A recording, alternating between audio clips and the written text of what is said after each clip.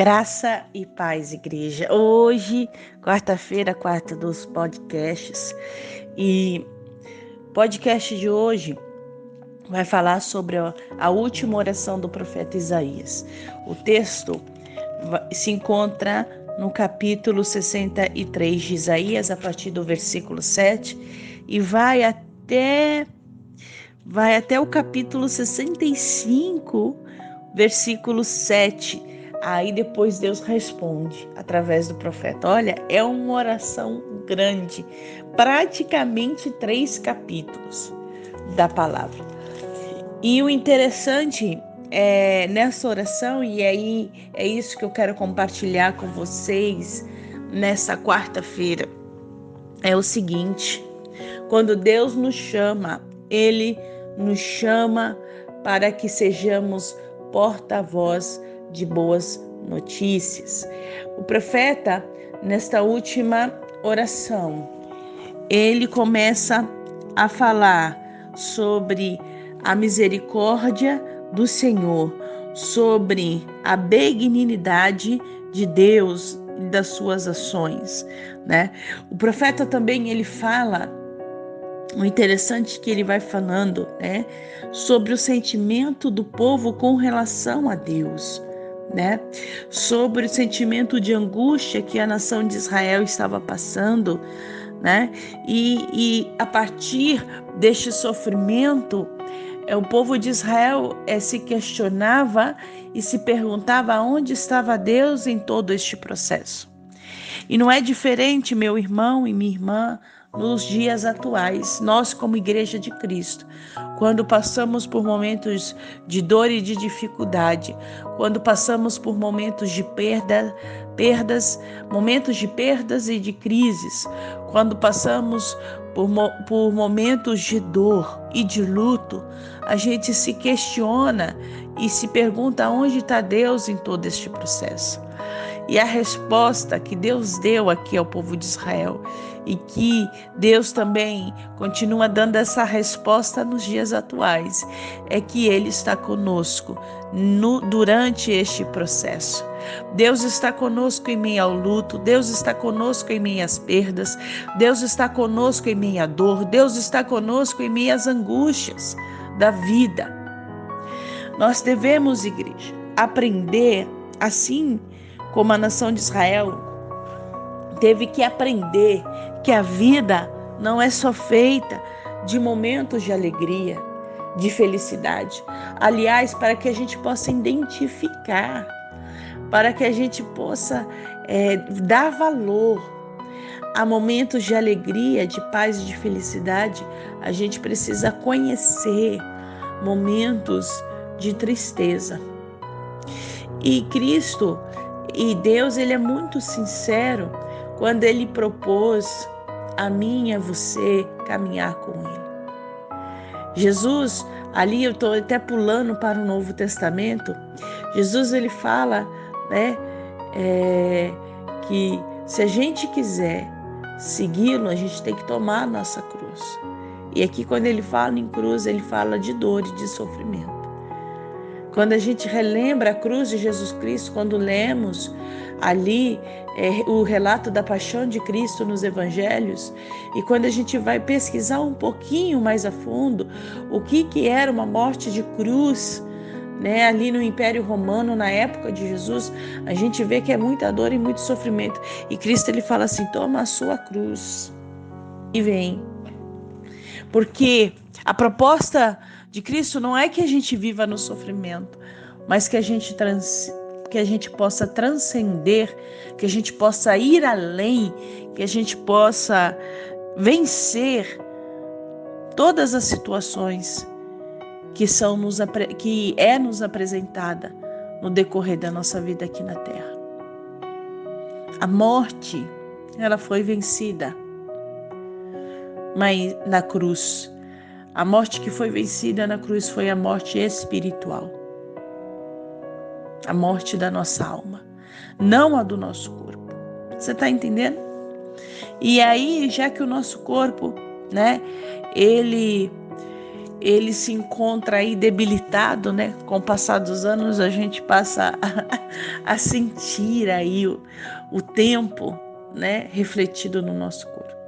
Isso nos traz sofrimento, isso nos traz dor. Quando a gente vê alguém que a gente ama sofrendo, né? Quando a gente perde alguém que a gente ama, a gente sente dor na nossa alma. Mas eu quero dizer hoje para você, Deus está contigo. Isaías, ele fala aqui, ao trazer o questionamento do povo de Israel, ele também relembra que Deus está conosco, que ele não nos desampara, que ele é aquele que está conosco em todos os momentos. Ele relembra o povo, vocês estão reclamando, mas Deus está com a gente. Se a gente está passando por essa situação, foi porque a gente plantou, né? E aqui Isaías fala especificamente da rebeldia do povo para com Deus. E o povo de Israel, ele espelha muito o povo da igreja nos dias atuais, que fazem coisas, né? Que são prejudiciais a si mesmo, que são prejudiciais à vida do outro e à vida da comunidade. E quando vem o mal, planta semente ruim, né? Ou seja, faz ações que desagradam a Deus, e quando a gente vai receber o fruto daquela plantação, ou seja, quando a gente vai colher aquilo que de ruim a gente fez, a gente fica questionando quem é Deus ainda. E a gente se esquece daquilo que a gente fez. E tem uma lei espiritual, que é a lei da semeadura. Tudo que você plantar, você vai colher. A gente não pode fugir disso. Mesmo que somos filhos e filhas de Deus. Deus não é um pai negligente. Deus não é uma mãe negligente que passa pano em cima de erro, não. Ele fala assim, se você não me buscar, você vai morrer espiritualmente. E ele não vai passar pano. Você vai morrer mesmo. Se não buscar a Deus, se não estiver na presença do Senhor, se não fizer um esforço para ir na casa de Deus, estar em comunhão. Sabe o que eu falo esforço? Que aquele que não se alimenta da palavra de Deus tem dificuldade de estar na presença de Deus. Tá em qualquer lugar. Para ir para o shopping não tem problema nenhum. Para sair não tem problema nenhum. E a pastora não é contra isso. Mas para ir para a casa de Deus é uma dificuldade, só tem desculpa.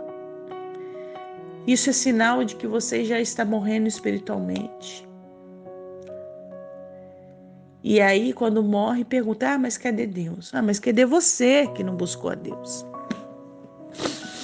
Sabe, igreja, a oração do profeta Isaías, a última oração, foi para lembrar o povo de quem era Deus na vida ali do povo de Israel. Foi para lembrar, olha, vocês estão questionando a presença de Deus, mas Deus está aqui.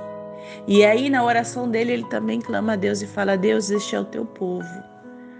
Né? Ele serve de intermediário entre Deus e fazer ali o profeta Isaías. Que a nossa vida também possa ser assim, que a gente possa fazer essa intermediação entre a pessoa que não conhece a Deus e a Deus, entendeu? Ser essa ponte, essa reconciliação. Que nas nossas orações a gente possa não somente buscar por nós ou pela nossa casa e nossa família e nossa igreja, mas que a gente possa interceder pelas pessoas que ainda não têm força e não conseguem orar a Deus. Fazer como o profeta Isaías, ser referência, ser essa ligação, né, entre Deus e o povo. Que o Senhor possa abençoar a sua quarta-feira, que o Senhor possa encher a sua vida com o Espírito Santo, né, e com o poder que vem dele. Vamos orar? Senhor, meu Deus, eu quero te agradecer pelo privilégio de estar, Senhor, diante da tua presença, te agradecer pelo privilégio de te conhecer. Guarda, Senhor, o teu filho e a tua filha que escutou esse podcast. Que assim como Isaías foi um profeta, ó Deus, e foi um intercessor, que assim também possamos ser intercessores, ó Deus, no meio do nosso povo. Que possamos, Senhor, lembrar a este povo que a gente pertence, que Deus está conosco a todo tempo e que nós possamos também interceder junto ao nosso Pai, como Isaías fez, né? Para que a resposta da justiça, do amor e da misericórdia venha sobre nós e sobre a nossa nação e sobre o povo no qual a gente pertence. Continue a falar, Senhor, nos nossos corações.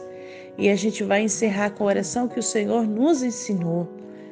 Pai nosso que estás no céu, santificado seja o teu nome, venha a nós o teu reino, seja feita a tua vontade, assim na terra como no céu. Pão nosso de cada dia nos dai hoje. Perdoa as nossas dívidas, assim como nós perdoamos os nossos devedores. Não nos deixe cair em tentação, mas livra-nos do mal, pois teu é o reino, o poder e a glória para sempre. Amém?